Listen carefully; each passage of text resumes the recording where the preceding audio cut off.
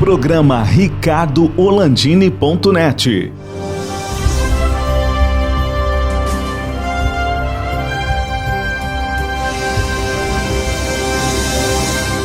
Alô, amigos, estamos começando mais um programa ricardoorlandini.net na época do Covid-19, o coronavírus, que mudou tudo. Inclusive, falamos pela internet com pessoas em tudo que é lugar do Brasil e do mundo. O nosso programa está sempre nas redes sociais, né? Tanto no YouTube quanto no Facebook. O nosso convidado de hoje é o gerente de relacionamento da Produtive, o Rafael Coletti. Tudo bem, Rafael? Tudo bem, Ricardo. Obrigado pela oportunidade de conversar contigo.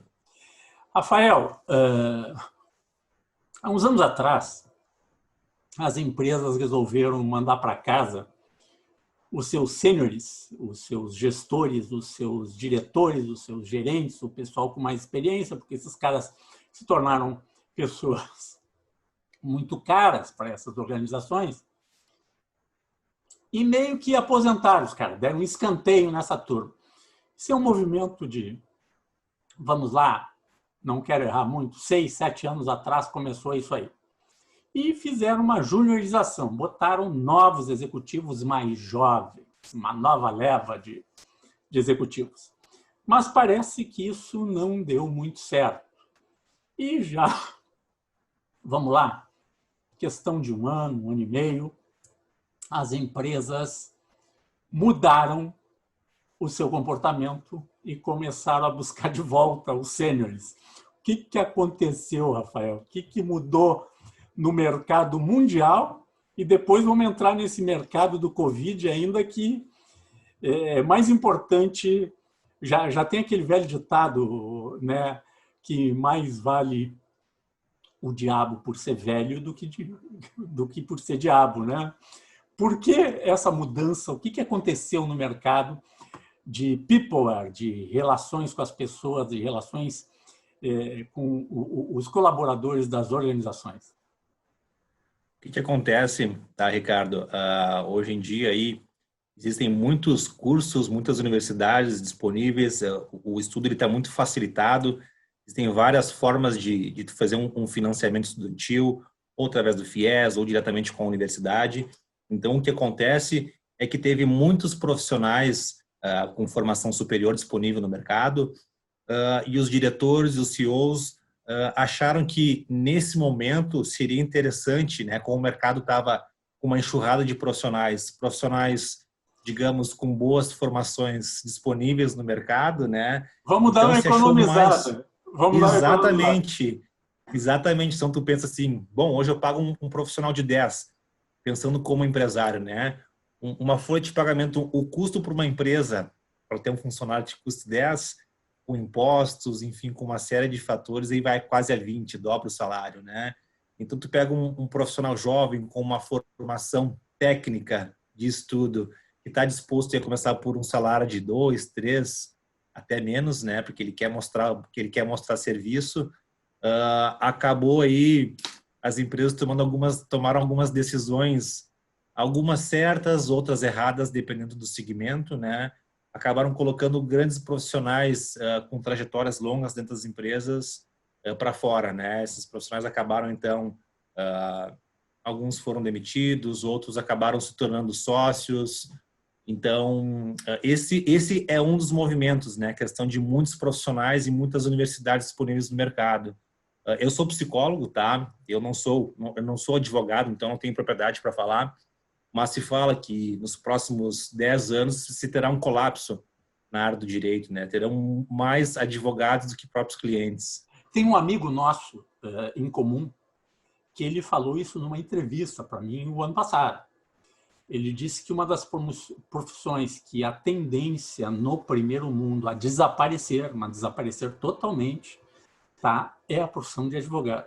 Porque os advogados sabem, né? A informatização, a legislação desses outros países, onde o juiz também vai ser uma tendência de desaparecer, porque a lei está feita, está definido qual é a lei. A lei diz isso, então é isso, deu. O computador lá decide o que é certo e o que é errado. Interessante isso, né? E se fala não só nessa profissão, e outras profissões Várias outras, sem surgirão dúvida. no mercado.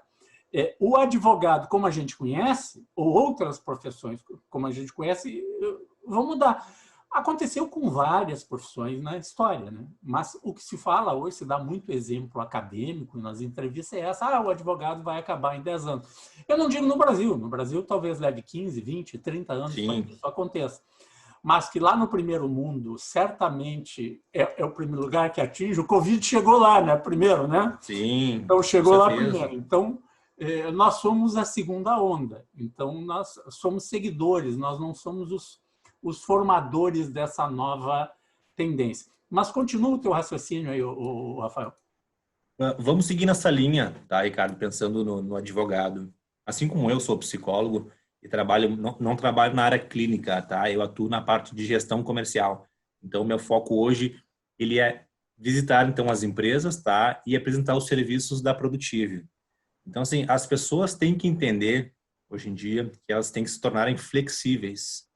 Não é porque tu é advogado, não é porque tu é contador, que tu é psicólogo, tu não pode circular em outras áreas, né? Você pensa, bom, Rafael é psicólogo, bom, Rafael é clínico, Rafael é psicanalista, é cognitivo comportamental? Não, meu foco é comercial e a psicologia, ela te dá uma bagagem para isso. A questão da escuta do teu cliente, a questão de tu entender a necessidade, demandas da empresa, e assim como outras áreas, como o direito, também te abrem várias portas, né? Então, tu tem que ficar atento à tua expertise, ao que o teu conteúdo técnico disponibiliza e entender a partir de que ponto tu consegue estar oferecendo outras necessidades, outras demandas para as empresas também. E me diz uma coisa, e essa questão, então, as empresas economizar, lá de 10, tu pega 5 caras pelo preço de um, ou 4 caras pelo preço de um, né? E o que aconteceu que deu essa reviravolta no mercado? Já faz esse 1 ano e meio, 2, das empresas estão vendo, olha, não foi uma boa fazer isso aí. Eu não estou desprezando o Júnior, que eu acho que é importante, mas claro. Vamos lá. Não interessa. Pegar um técnico de futebol. Para a seleção brasileira, a gente quer o melhor. Né? E daí tu pega e bota um cara, não, esse é mais barato e bota lá. Vamos tirar o Renato Portaluppi do Grêmio, por exemplo. Vamos tirar o Renato. Tiramos o Renato. Bota lá um que sai 10% do valor do Renato. Só que ele não vai produzir o que o Renato produz. E olha que eu sou colorado, então eu estou falando muito confortavelmente. Eu admiro o trabalho do Renato Portaluppi. Sem dúvida. Porque ele é um baita de um profissional na área dele. Né?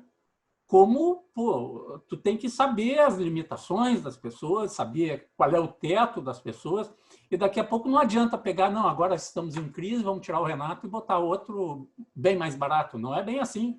Não vai resolver o resultado. É o barato que sai caro no fim, né? O resultado não vai ser o mesmo. As empresas perceberam isso aí, Rafael? Sem dúvida. No caso do Renato, né?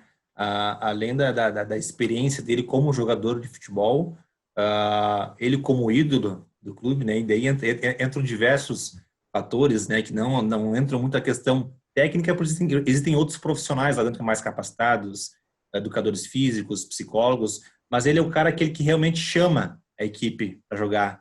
É aquele cara ali que tem sangue nos olhos, que é um cara que já vivenciou, teve passagens pelo clube, né? Então ele tem uma bagagem muito grande, usando o exemplo dele, ele tem uma bagagem muito grande dentro do clube para entender como era o clube uns anos atrás, com a sua criação, enfim, e o que ele pode trazer hoje, né? Enfim, coisas do mercado que estão ocorrendo hoje em dia. E isso funciona também para um executivo, né? O cara conhece o seu mercado, conhece o seu público, conhece os clientes, conhece a atuação da empresa e daqui a pouco tira alguém que não conhece a história da organização, a história daquele segmento, né? Porque assim, como eu falei, aquele negócio, mais sabe o diabo por ser velho, mas sabe o Renato Portaluppi, pela sua idade, pela sua experiência, vivência no Grêmio, outros times, de ser um ídolo do time, tá? Das pessoas respeitarem ele como profissional, do que por ele ser o Renato. Não é o Renato, é uma história do Renato. É um somatório de coisas que tem no Renato que poderia ser qualquer outro jogador de futebol. Vamos pegar o Figueroa como jogador de futebol do Internacional, vamos pegar o Falcão, o Paulo Roberto Falcão, o ídolo. Vamos pegar o Fernandão do Inter, falei de três do meu Colorado. É Pô, verdade. é uma história que esses caras têm, então é diferente de qualquer um, né? Sem dúvida. E esse encontro de gerações, ele é muito rico, né, Ricardo? Se fala muito do jovem que não tem a bagagem que o sênior tem, mas essa troca, ela é muito importante e ela é fantástica. Porque hoje tu percebe, qualquer criança de 3, 4, 5 anos já está usando um tablet, né? Já está com um computador, Eles estão correndo brincando à ali nossa frente. no Estão YouTube. correndo à nossa frente. Exatamente. Então, assim, eu sou jovem ainda, eu tenho 31 anos, tá? Mas, assim, na minha casa, eu lembro muito bem que o computador entrou quando eu tinha 18, 19 anos. Foi quando eu entrei na faculdade, sabe? E era aquela coisa básica, assim, de tu mexer no Word, de tu mexer no Excel, e aquilo era uma dificuldade tremenda, porque tu não tem uma vivência, né? Agora, tu imagina as gerações mais antigas, e tinham aquela coisa, aquele pensamento do futebol. Time que está ganhando não se mexe. Isso é errado. Por mais que tua empresa esteja indo bem, esteja num crescimento, enfim, tu tem que te adaptando a essas novas realidades. Olha aí, entrando na situação do Covid, olha aí a realidade das empresas que não se adaptaram ao e-commerce, né? Que só tinha uma loja física, não se preocupavam em ter um bom site, uma plataforma de vendas. Hoje estão com muita dificuldade, né? Estão passando por dificuldades financeiras bem consideráveis. E pensando na parte e-commerce, por exemplo, o Mercado Livre, é uma plataforma que hoje quer ser 400%, porque lá atrás eles pensavam, né, que o que estava acontecendo no mundo. Então, os caras hoje estão voando. O Rafael, então, essa curva começou a virar. E como é que esses sêniores que foram para casa, foram se aposentar, foram pescar, foram surfar, foram curtir outra coisa, viver a sua vida, como é que está esta volta deles para o mercado, para essas organizações que já se atinaram de trazer esses sêniores para dentro das suas organizações novamente? E que acontece também, tá, Ricardo? Uma das resistências do pessoal aí na faixa de 50, 60 anos tem um pouco de resistência, são os novos modelos de contratação, tá? Antigamente, quando o pessoal saía da escola, enfim, da faculdade, a ideia dos profissionais era ser concurseiro. Esse era o objetivo de vida. Ou tu é funcionário público, ou tu é funcionário estadual, federal. Então, esse era o objetivo das pessoas antigamente, né? E a ideia de todo mundo era ser CLT. Era uma segurança que tu teria, que tu tinha aposentadoria, desculpe. E só que hoje isso é uma modalidade que não é mais comum no mercado, né? Próprias posições mais simples, pensando em vagas administrativas, vagas também de gestão, CEOs e diretores, a contratação são outros modelos, como o PJ. E essa é uma resistência que as pessoas mais antigas ainda não enxergam com bons olhos. É que se tem aquela ideia de ter a segurança de ter uma CLT. Mas hoje, como PJ, também tu tem tanta segurança quanto. Porque tu faz a tua Ou contribuição por eventualmente, fora, tu te organiza. ou até mais, né, Rafael, dependendo da situação e do contrato que tu amarrar, né? Exatamente, exatamente. Então, sim, são coisas que, infelizmente, a gente tem que se adaptar, nós que estamos no mercado, né? As pessoas têm que pensar também na parte de empreendedorismo. As pessoas pensam em entrar numa instituição, dar a vida, mas na primeira crise, na primeira oportunidade que tem, é o primeiro a sair. E deu sangue por aquela instituição, por aquela empresa, e agora vai fazer o que da vida? Né? Então, muitas vezes, essa faixa de 50 anos, ela é uma faixa de idade fantástica para que tu ponha em dia aquelas ideias que tu tinha lá quando adolescente, quando adulto jovem, que tu pensava em abrir uma loja, em abrir uma cafeteria, um restaurante. Então, é o momento de tu parar, tu fazer o teu planejamento, entender o teu momento atual. Bom, estou com 50 anos, com 60 anos eu quero estar onde? Então, de tu fazer uma reestruturação do teu material, do teu currículo e entender, bom, daqui a 10, daqui a 5 anos eu quero estar com uma empresa de vendas de calçado. Bom, então começa a planejar isso hoje, porque talvez seja um pouco mais difícil pela tua idade ou pela tua expertise ou até pela questão de remuneração de tu retornar para o mercado. Então, tem que pensar nesse sentido também. Ô, Rafael, nós vamos fazer um rápido intervalo aqui no programa ricardolandini.net. Lembrando que nós estamos no canal 520, o canal da NET AES, em vários municípios, e em alguns é o canal 26 ou 526. E também no YouTube e no Facebook. Nós já voltamos.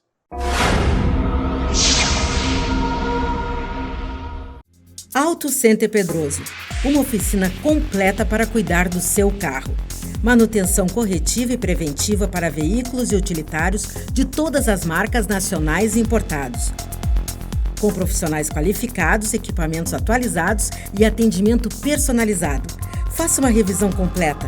Comprove a eficiência e a qualidade dos nossos serviços. Auto Center Pedroso. Tradição, confiança e proteção você encontra aqui. Estamos de volta com o programa ricardolandini.net, conversando com o gerente de relacionamento da Produtive, o Rafael Collet. Rafael, tu falasse uma coisa interessante aí que eu vou querer resgatar. Não só a questão da contratação, das novas formas de contratação, mas do que formam as nossas universidades. Eu me lembro de um professor que eu tive na universidade, que ele dizia o seguinte, eu tive duas grandes lições com ele, tá? Era anos 80 e ele disse assim uma vez para nós, ele dava aula de matemática financeira. Ele disse assim, tia, uma frustração da minha vida.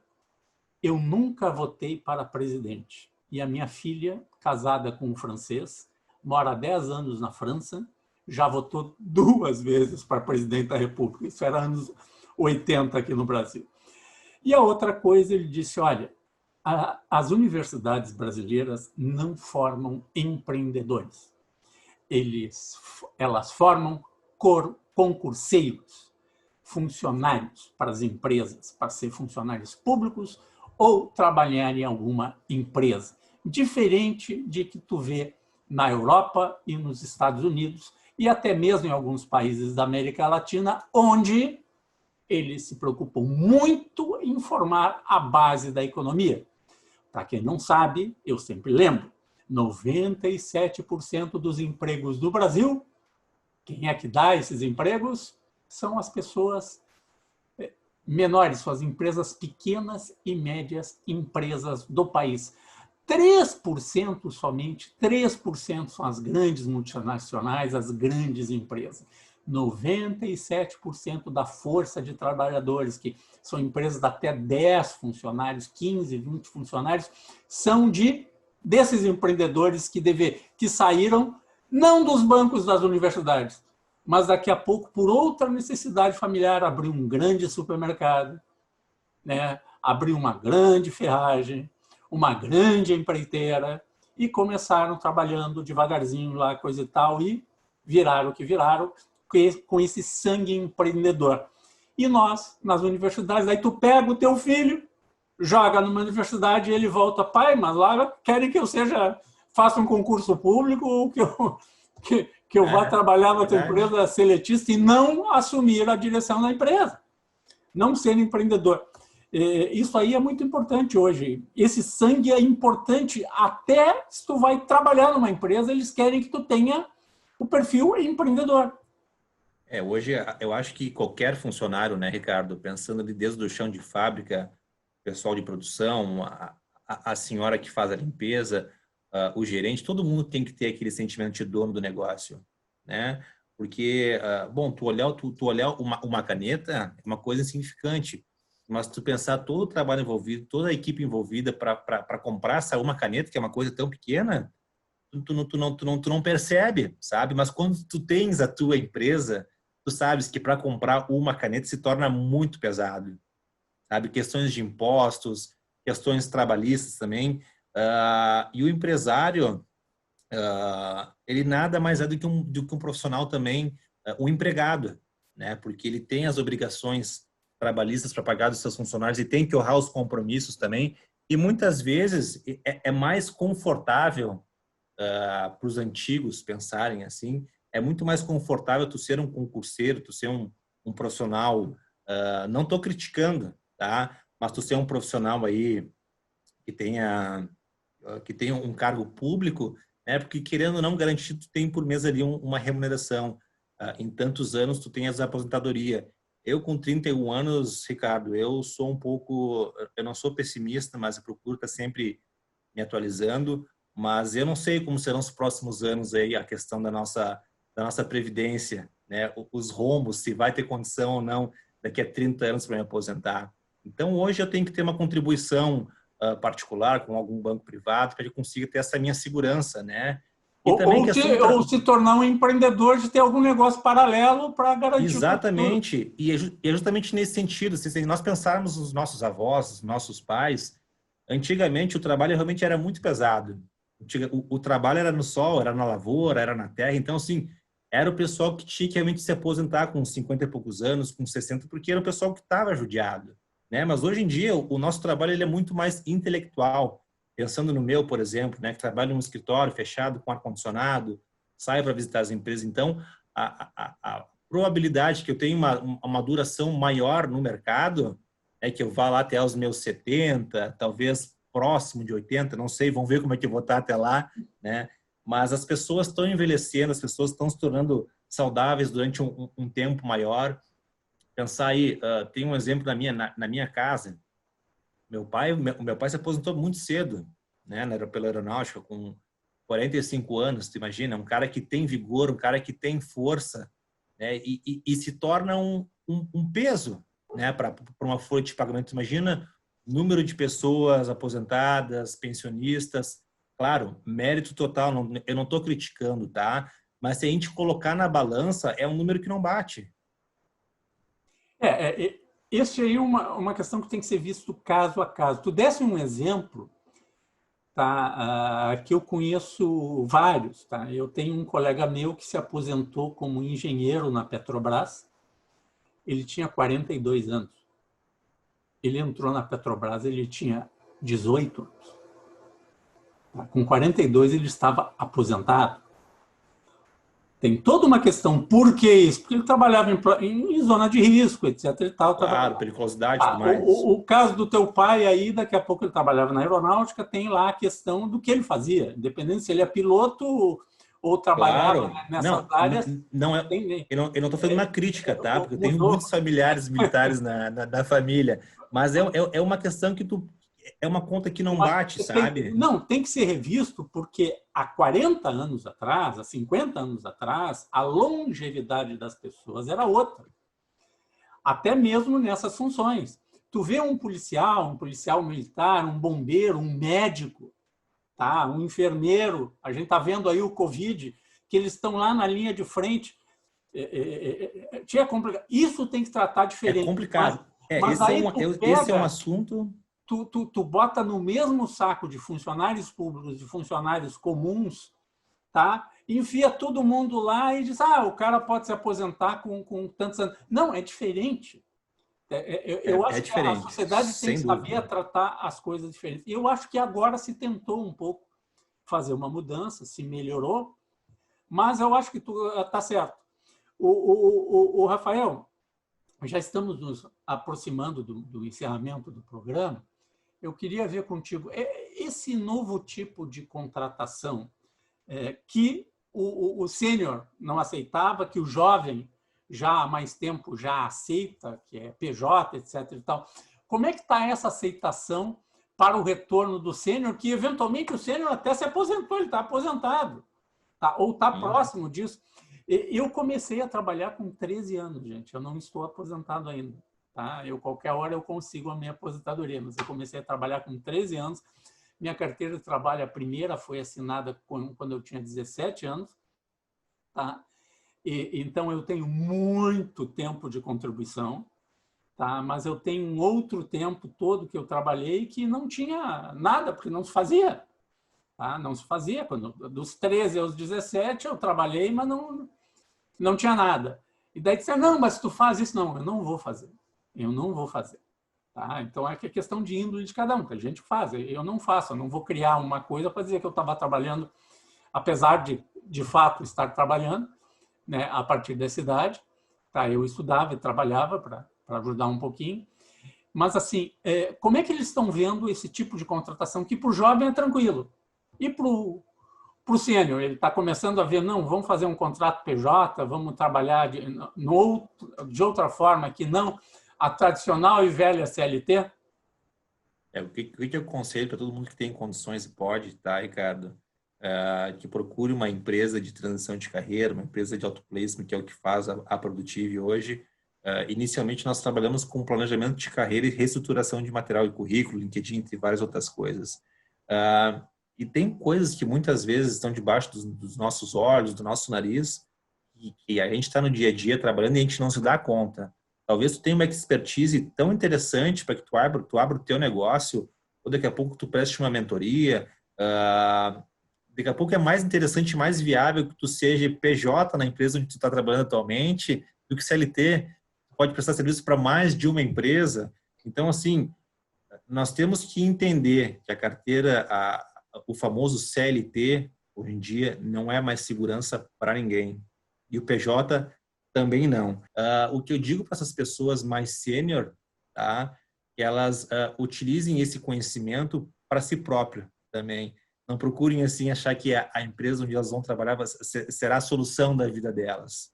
Muitas vezes ela tem uma expertise tão grande que ela pode abrir o seu próprio negócio, que ela pode empreender, que ela pode prestar serviço para várias empresas, e não falo só na questão de remuneração. Além dela poder talvez ter um salário muito melhor do que ela ganha hoje como CLT, como PJ, como prestador de serviço, tem as questões de ser um prestador de serviço, né? A questão de conforto, como hoje nós estamos home office, né?